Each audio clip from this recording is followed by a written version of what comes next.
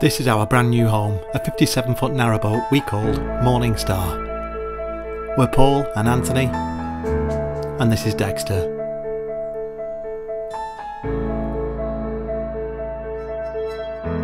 Our new home allows us to explore the beautiful canals of this country, enjoying the countryside and the nature.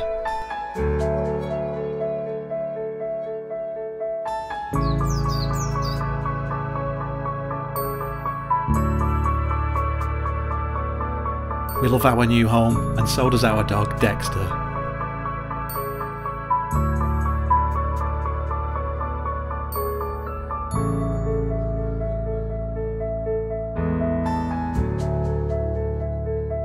Thanks for watching, and welcome to Narrowboat Life Unlocked.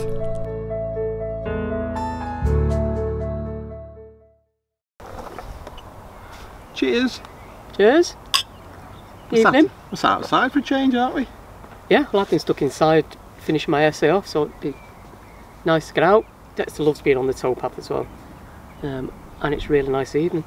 I've been out with the drone getting some shots of the fields full of wildflowers and the trees, which look amazing at this time of year, don't we? Yeah. So last night we moved, I shouldn't say so, David from Cruising the Cut tells us off for starting a sentence with so. Sorry David, if you ever watch this. Well, last night we had to move half an hour down the canal because the internet was so terrible. We were trying to have a chat with our friends, FaceTime chat, and we just couldn't, could we? No. So we gave up. Yeah. And yeah, decided to move on. And we love it here, don't we? Yeah, so we're basically retracing our steps now because we've been to Bugsworth Basin, which is the end of the Peak Forest. So we have to retrace our steps. And then when we get to Marple, is it? We have to do the flight, don't we? Yeah. But then at the bottom of the flight, when we get to Hyde, we're going to do a right. Yeah. We think onto the Huddersfield. So that's our plan. Our aim is towards the Huddersfield. But we're just going to take our time because I've got exams at the end of this month, so we're probably still going to be on the Peak Forest at that point, aren't we? Mm. Excuse me for looking at my phone. I'm just getting our questions ready because it's our Q&A video, isn't it? Yeah. So here we go. Marjorie Sullivan, hello Paul and Anthony. How has living on the canal network impacted your professions? It hasn't really impacted mine. I think it's made me realise that I don't want to be in full-time work anymore. So yeah, I think I am going to give up a day in September. So I'm going to become part-time, which will give us more time on the boat, and that's what it was all about, is getting that work-life balance, really. Myself, I mean, probably most of you know that I am a magician, or I was until lockdown, and I wanted to concentrate on my art, and with everything that went on last year, it gave me the opportunity to push my art, and with our YouTube channel, we've been able to promote my art as well, and yeah, just growing our channel, growing our brand, and trying to promote the art. And I have been doing a few shows, yeah. Whereas in the past I'd do 4 or 5 shows a week. It's now maybe 1 or 2 a month. Well, we can be a bit more selective with stuff we do as well, yeah. Can't we? So yeah, because now how time consuming it is. Yeah. So you'll have to ignore the cyclist. That's that girl that was on the Brompton the other week that we're chatting to. Because you got your Brompton, didn't you? Yeah, I've not actually tried it yet.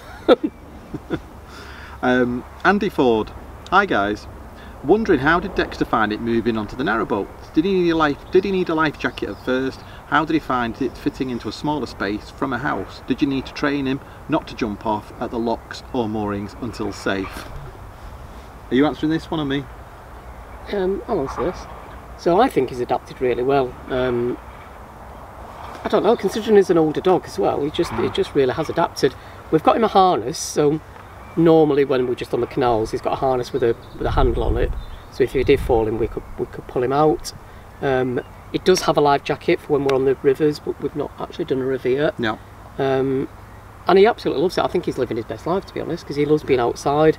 And going to new areas. Yeah, and he's with us 24/7, so there's always one of us at least, if not both of us, with him all the time. Where when we're in the house, you know, sometimes we would both be at work, especially at the weekend if I did some extra sessions. You know, and people had to come in and let him out, and so yeah, we'd never leave him on his own on the boat. So yeah, he's adapted really well. He seems to love the lifestyle, doesn't he? Thanks for that, Andy. Michael Sheldon, If you were to take an extended holiday, what would you do with Morningstar? Would you moor in a marina or dry docker? What are each of your favourite foods, libations, music, etc.? Paul gives off a metalhead vibe. I think you mean knucklehead. You're going to get a knucklehead in a minute. Yeah, I think you may be joking. My taste in music is really broad, isn't it? So I like pop music, I like acoustic. I usually ask Alexa for acoustic pop music, and I like classical music as well. Yeah, we've both got a real eclectic mix, haven't we, when it comes to music. I'm more pop, to be honest. I really like pop music, but we're definitely an eclectic mix. And what about books? I like crime fiction, really, and it's a nice break away from the science books that I normally read. I usually read all the business and self-help books and motivational books, that kind of thing. I used to listen to Audible quite a lot, and I might get back into that. Problem was, I usually listen to Audible when I was ironing. We don't do any ironing anymore. We don't iron anything. You can probably tell. Very rare we do any ironing. Food? That's easy. For me, my absolute favourite food is Indian food. Yeah. I really like Indian food. Anything spicy. I'll eat anything, but my favourite food is Italian. Oh, and what would we do if we took an extended holiday? Just go into a marina, I think, wouldn't we? Yeah, I think, because that was always our plan. And to be honest, we usually have winter sun holiday, don't we? Yeah. So, although we're not sure what we're doing this year now, are we? No, we don't. Breaking news. Yeah, it is. We were only discussing this yesterday or the day before, so it is quite breaking news, but we're not sure we're going to go into marina this year. We shall see. We shall see. Yeah, I think it'd be better this year. Not that there's anything wrong with last year. Yeah, I think because we couldn't go on anybody's boats, and it's quite isolating, so you might as well have been out on the cut. But I think if we do go into marina, it'll be a short period. Although we think we might go away for 2 weeks at the beginning of January for a bit of winter sun, so we would definitely put it in a marina then. So there you go. Thanks for that question. Thanks, Michael. Sharon H. Is there anything you miss about not living in a house? I know everyone says this, don't they? But for me, it's probably a bath, because I used to get in it when it was absolutely scorching hot, and then I'd wake up, it'd be freezing cold. I could be in it for an hour, I'd fall asleep, probably quite dangerous. We did have a hot tub as well, didn't we, in the house we were in, so that was quite luxurious. But to be fair, I wouldn't swap any of that for the lifestyle we've got now. Myself, probably a king-size bed I miss the most. I did used to like a relax in the bath, but now I just don't find time, even if we had one. Actually, a long hot shower is really nice, isn't it? Yeah. So when we have got water, we're hooked up to water in a marina, or at a water point. Yeah, and there's nobody about waiting to use a water point. That's an ideal time. It's lovely to have a really long hot shower. Yeah. It's funny what you take for granted, and now that feels like a real luxury, doesn't it? Yeah, definitely. Yeah, I think that's it, isn't it? Really, that's all we miss. Yeah. The neighbours, actually, because they were, although we had some really nice neighbours where we lived, and so I do miss them. But we meet different people every day. We've met some really lovely people, haven't we, while we've been cruising? Yeah. Oh, yeah, like last weekend, we should have gone out filming. We got about half a mile down the towpath. 4 bottles of wine later. Yeah, got chatting to Paul and Kim. Yeah. 3 or 4 hours later, hello.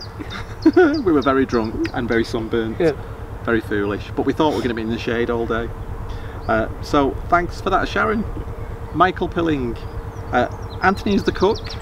You know, yeah, generally. If we're having a nice meal. Right. Sorry, there's a boat just going past. You have to say hello. Paul is the filmmaker. Anthony is the steersman, and Paul the lock opener. How did you agree on who does what, and do you ever change roles? I think I've always really been the cook, haven't I? When we're having like I'm no disrespect, but when we're having something that's not out of a packet or a jar, then generally I do the cooking. And I've always been, because I've been interested in cooking. I don't think Paul's got any particular interest in it. That's so bad. But you saw him doing that demo last week where he was we were doing the cooking flatbread. It's like Superman. He goes 5 times faster than everybody else. When I was really on my health kick, I was cooking meals from scratch, wasn't I? Yeah. With all raw ingredients. Yeah. And the job roles, I think because I do the filming, it just fell into place, didn't it? That you'd be at the tiller, I would film, do the lot. I think some of it's historic though, isn't it? From like the in the holiday boat where you used to panic, and I think even Kev on the helmsman training would agree with this, that Paul more panicked when stuff went wrong. He was fine when it was going. Paul, you're making this up. I don't panic at all. Ask Kev. But yeah, now it's more with filling term roles because of Paul doing the filming and getting off the boat. Yeah. But prior to that, you did tend to flap a little bit. We'll be having words after this because that's so untrue. I won't be listening I'm to very anything. relaxed. Look at my solo-handed boating the other week that didn't film for yeah, some well, there reason. you go. Where's the evidence? I know, I can't believe I filmed it. Definitely filmed it. Can't find that footage anywhere. I think he just stayed here and told me that's what he did. Yeah, I think Anthony deleted it. So thanks for that, Michael. James Goich, do you spend any time reading books? If you do, what do you like to read and what are your favourite books? So I think we've already answered that, haven't we? Yeah, I don't know whether You've just got that one called Canal Pusher that the publisher sent you? Oh yeah, I've not read it yet because obviously I've got some exams coming up, so I'm not finding time to read like anything for me at the moment. But yeah, definitely when they're all finished and I get my life back, I'll read that. I'll do a little review actually as well because it's really kind of them to send it us. But it's just up my street, that as well. Yeah. I was quite chuffed actually because we had a visit from our friend Scott and his nephew Oliver from ice skating. We've known them for about 13 years. Oliver was only a young kid when he started skating, wasn't he? He's brilliant, by the way. He could easily be in shows and competitions. Yeah, and Scott's amazing, isn't he? Yeah, Scott's amazing as well. But yeah, Oliver said that because I inspired him really with the books that I told him to read, which were Rich Dad Poor Dad and Miracle Morning, The Millionaire Next Door, all those kind of books. So yeah, it's quite chuffed, and he set up his own business, hasn't he? So yeah, it's nice to see Oliver doing so well. Yeah. Hello, Oliver. So Love, Life and Triumph, Mrs B and I. We love Love, Life and Triumph, and we love you both as well. Hi you two, sorry, three. My question is, how did Dexter take to boat life? We are hoping to get a dog later in the year, so any advice is welcome. So we more or less answered that. We've answered that, yeah, and I think if you're going to get a dog as a puppy, yeah, I think you can train a dog to but what's not to enjoy for a dog? You know, the outdoors, nature, long walks. Yeah, do it, guys. I think they'll love it. Yeah, it's a great life for a dog, and a boat doesn't seem complete without a dog, I don't think, does it? We see little dogs going past all the time. I think this is Lee Ashenden. A question for your upcoming video: how do people who are continuous cruisers make a living to pay their bills? I can understand it with retired people who have a good pension, but what about all the younger people on the water? Can I just interject? Someone commented on this question and said not all retired people get a really good pension that helps support them and have to continue to work, or rely on, if they've got a YouTube channel, maybe patrons. Yeah, I mean, to be fair, I don't know what people's perceptions are of YouTube, but you certainly don't make enough to retire, to retire or to live on, to be fair. No. You know, the advertising revenue, unless you've got absolutely tens of thousands of subscribers, you wouldn't be able to live on at all. You know, we probably get a few bottles of wine for what we make on YouTube, and when you break it down to how many hours, you're probably best working out if the hourly rate, to be fair. It's just that you really enjoy doing it, and yeah, you know, I enjoy like your filming and stuff, and we both still have jobs. You know, it's like, you know, I work for the NHS. I work full time at the moment. Going to part time, the cost of living on a boat's cheaper, to some respect. It can be a lot cheaper than a house. It depends what you do with it, doesn't it? Yeah. I think myself doing my art from the boat was the idealistic view that I had of living on a narrowboat. And there's been days where we're in the middle of nowhere, and I think I've mentioned this in the past, and I'm doing my art and Dexter's sat next to me and there's coffee and people are going past saying hello. I just love that. Yeah. I need more days like that, don't I? Yeah. And then I feel a bit bad having to go to work, because it's really bizarre, but you know, we've been on it now for over 6 months. Yeah. In fact, it's almost coming up to a year, isn't it? In October. Yeah. I still feel like I'm on holiday, and then sort of resent getting up to go to work. Hence the wine. Yeah. We're not drinking it very fast, are we? I'm sorry, I keep looking at my phone because Goran Kopacic, I hope I said that right. If you had to dress each other up in a funny way, just for laughs, what would it be? It has to be something a little embarrassing. I don't know, that's really weird. Well, We once went to a fancy dress party for a friend called Carol. It was a 50th, and it was... Yeah, it was pop stars of the 70s and 80s. And... So Paul went as Shirley Bassey. And I look like Margaret Thatcher. I went as Kylie, I look like a hooker. So probably that again, yeah. The first thing Anthony's mum said to me was, "You don't wear a clown suit, do you?" Oh yeah, we definitely wouldn't be dating if you wore a clown suit. Thanks for that, Goran. Leslie Silverstone, do you think you might ever consider or find a spot like Lisa and Glenaffe? The best of both worlds, a bit of country and canal. Would it be easier to be in just one location and cruise on holidays and weekends, or would that be too much like going back to living in a house? I think for us, I can see why it works for some people, and I get why people have permanent moorings, but for us the whole point of doing what we're doing is to explore the canal network, wasn't it? Yeah. So, I don't think we'd do that. Well, maybe in the future. Yeah, maybe something in the future, but certainly not. Yeah, certainly not now. No. Jay Greer, I keep hearing if you're a continuous cruiser, depending on your location, you have to move every 14 days. Who monitors that, and how often do they check, especially in rural areas? Well, it's difficult because I think it's particularly for spots that are very popular. So, you know, just to give everybody a chance to moor in popular locations. And it, generally speaking, every 14 weeks, sorry, unless 14 it says... days? Yeah, 14 weeks, blimey. Every 14 days, unless it says otherwise. So sometimes they'll notice in 24 hours or 48 hours, otherwise you assume it's 14 days. Yeah, I mean, yeah, the CRT do check every 14 days. They do have what you call spotters, who will either be on bikes or they'll walk up and down. You see them with an iPad taking down your licence number, and they will email you if you overstay your welcome, or they see you back in the same spot. So it has happened to people, hasn't it? And sometimes unjustifiably so. And I think CRT are generally quite... Be careful what you say, because we love the CRT. No, I was going to say that. They do a great job. They're quite... what's the word I'm looking for? Generous? No, understanding, not forgiving, understanding. So you've got a genuine reason why you've overstayed your welcome. Or if you're waiting for a jab, say, or something like that. Yeah, or there's been a misconception where, I think Kath and Anna Marie had it, didn't they, where they got it, this is like a year or so back, where they got a notification and it was literally, they'd actually complied with the rules, but the spotter had seen him at the same place twice because they'd not been for 2 weeks. So they had complied with the rules. So I think if you explain it, you know, they're generally quite reasonable. Yeah, well, good question. Thanks for that. Carol Duncan, do you have any regrets about starting the vlogs and the effects, both good or bad, of opening up your lives to the public? I think overall we've really enjoyed doing the vlogs, haven't we? Yeah. So I think probably most of you know that I wasn't really keen to start with, probably because I work full time and I didn't want it to take up a lot of my time. But I know Paul really enjoys the filming, and I really enjoy the interaction with people when we get the comments at the weekends.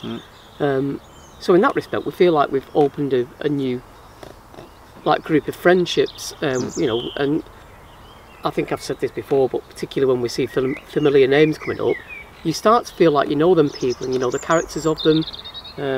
And we sometimes get to meet them on the towpath, which is really nice. Or people go past the boat and say, "We watch your channel." Yeah, and so it is really nice. Overwhelming, isn't it? Yeah.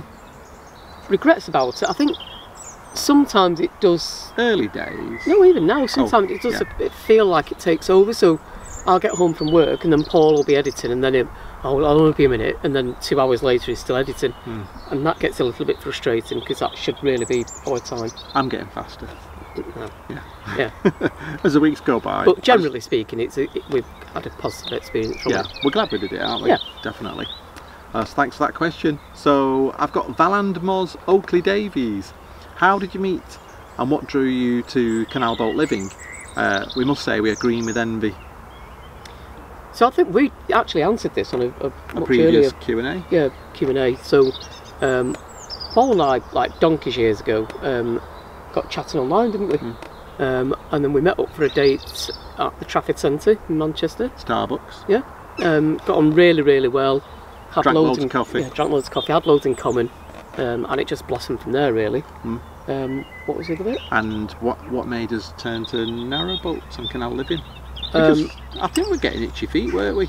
Well, so we'd looked at moving, hadn't we, in alternative like locations and properties and out in the countryside usually. yeah, and then we met this lady, didn't we? I think we said this as well. Met this lady on the towpath.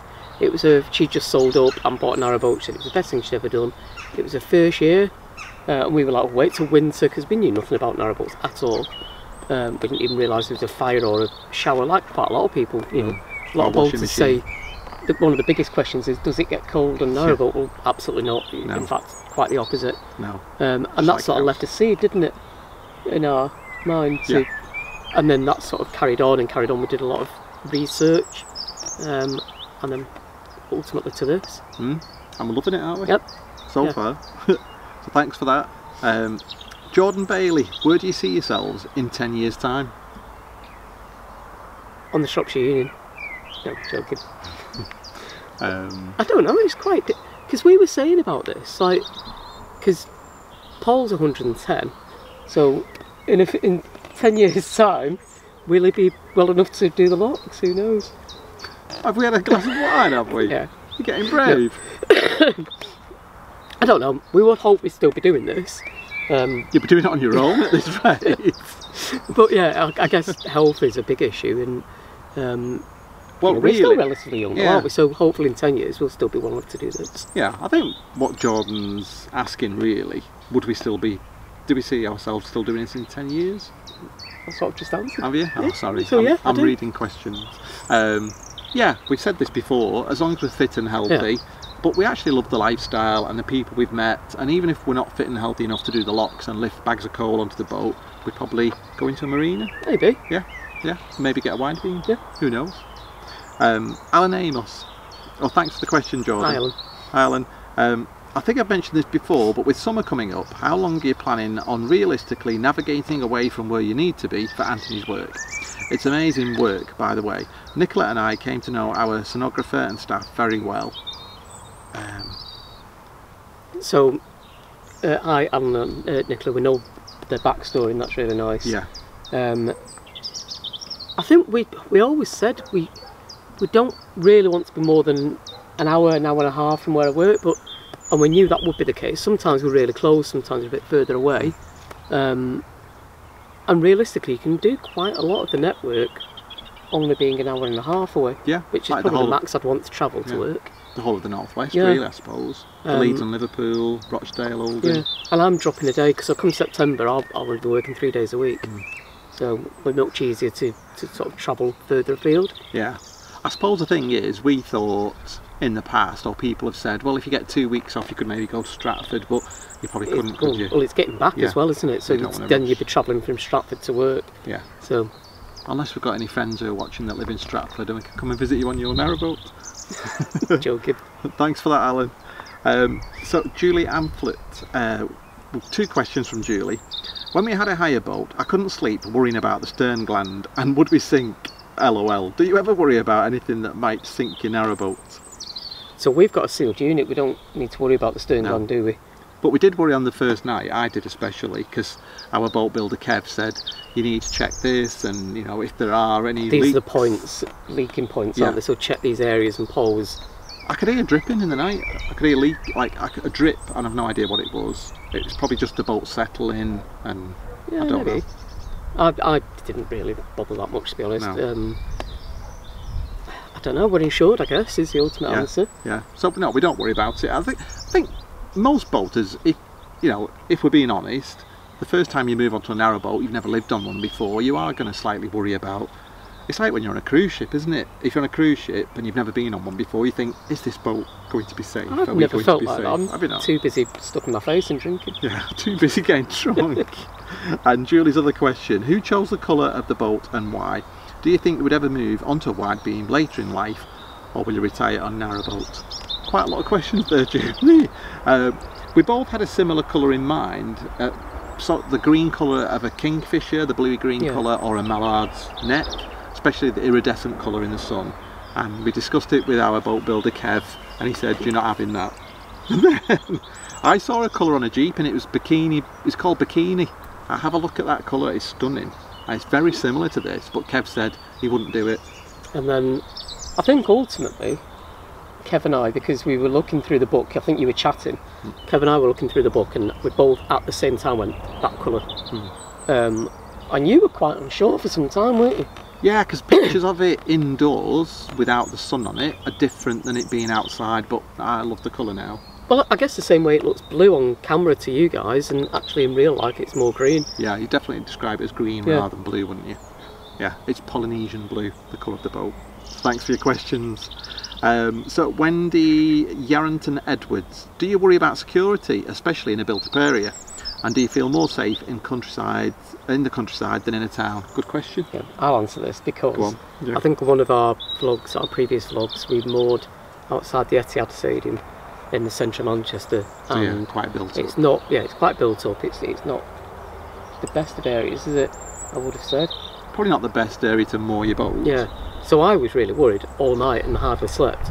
Paul didn't bother at all. I slept really well because I knew if we'd gone further on, then it was getting busier and busier and more built up and sort of more industrial, and I felt quite safe where we were, to be honest. I definitely didn't. But then I guess there's been other narrowboaters who do vlogs that have had problems in the middle of nowhere. So even Bucksmith Basin, haven't they? Yeah. So you can never tell really. But Yeah. there are definite places where I get a genuine feel for safety, and areas where I'm a little bit more reticent. Yeah, and you know, most of the time, I think the only reason we stopped where we did by the Etihad Stadium, it was getting really dark, it was early in the year, and it wasn't safe to carry on cruising. Well, we'd have to go through like a really big lock as well, wouldn't we? So, yeah, in the dark. And yeah, so it's common sense really. Avoid areas where there are graffiti, lots of waste, lots of rubbish, lots of cans and bottles benches, lying around. although we didn't. What's that?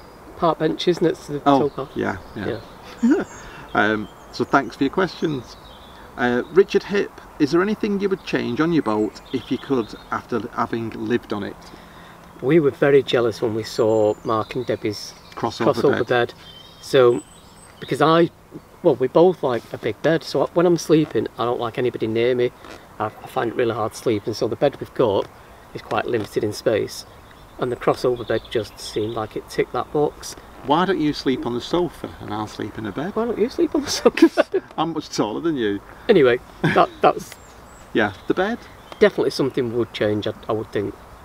I thought of something else the other day with this question. I can't remember what it was now. Is there anything else you'd change? No.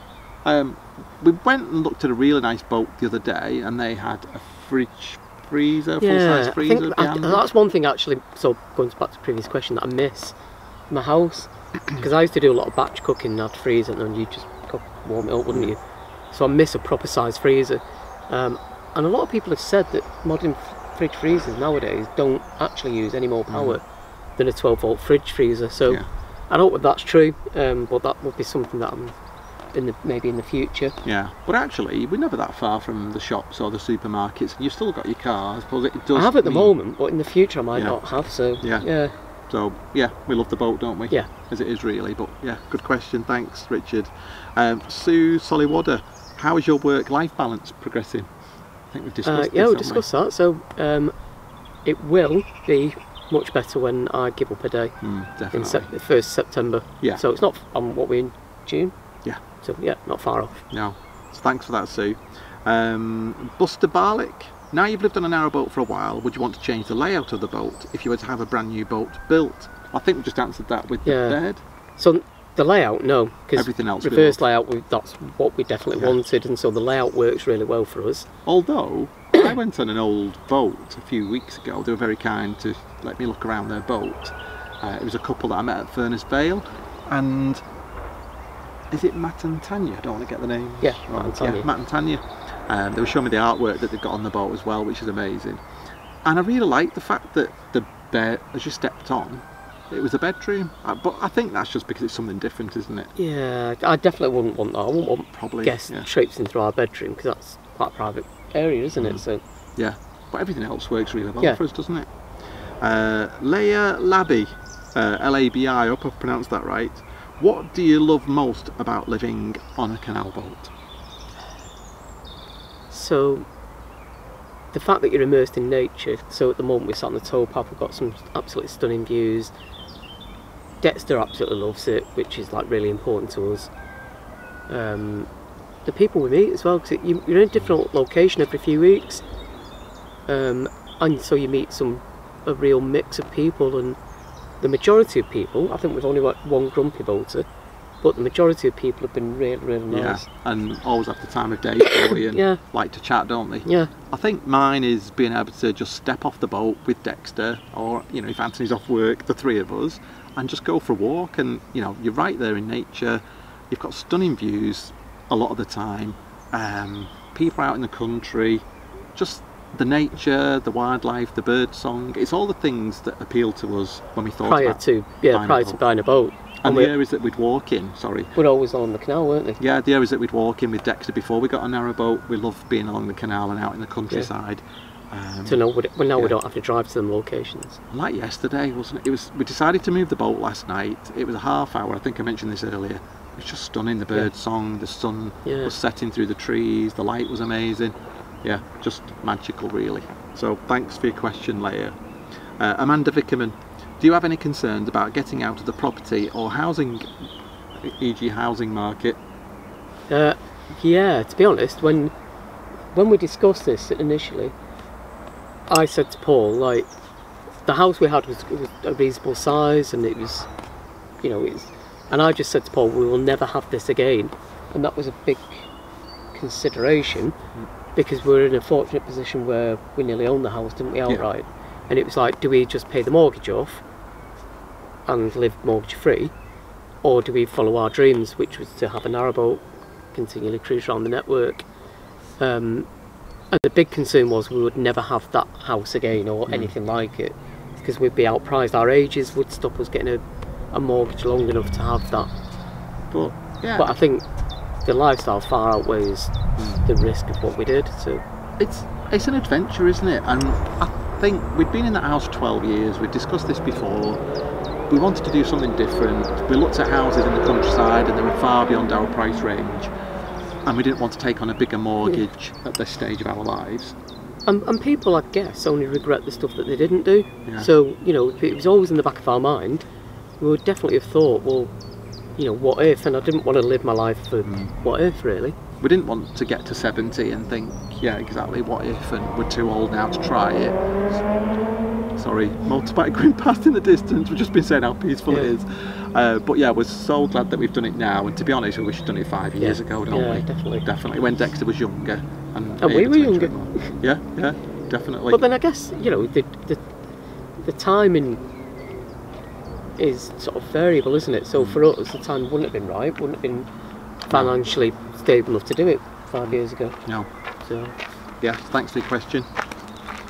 Pamela Smith, what do you miss most about not living in a house? I think we've already answered that, yeah, haven't we? There's nothing really. I think a full-size oven. Yeah. Like an electric oven as well, because I find the Keller oven really unpredictable. Yeah. But no, I suppose. And a dishwasher. Yeah, well, there's quite a few things actually. Having water on tap, you really take that for granted, don't you? But the counter side of that is it makes you more conscious of what you're consuming. Yeah, more eco-friendly, really, definitely. Isn't it? Yeah, and using eco-friendly products because your grey water's going straight into the canal. And last question from Paul Smith's story: when are you going to do a live chat? Hi, you're right. You're right. Hope we got well, guys. Oh, thank you. Thanks a lot. Cheers. Thank you. Oh, I love the dog. Oh, hello. I did say I might consider it in July after my exams and my. What date's your exam? My exam's at the end of June, but then I've got a clinical assessment in July. Oh. So all of that I need to get rid of all that first before I consider it. Or if we get a couple of hours off, instead of watching TV for 2 hours, we can do. I don't think it will persuade me. A live chat, can't we? I wonder how Dexter will be on the live chat. It'll be fine. Well, that's all our questions for this vlog, so thanks for watching. Yeah, thanks so much. Yeah, and yeah, thanks for sending all your questions in. Don't forget, if you've not already subscribed to our channel, it's completely free. It really does help us. If you'd like to subscribe, that'd be great. Give the video a like if you enjoyed it, and don't forget to hit the bell icon for notifications. If you didn't enjoy it, don't hit the dislike button. That's really, I don't get why people do that. I don't even know why it's there on YouTube. I know. To be fair. If we don't like a video, we just move on. Don't watch But it. yeah, no.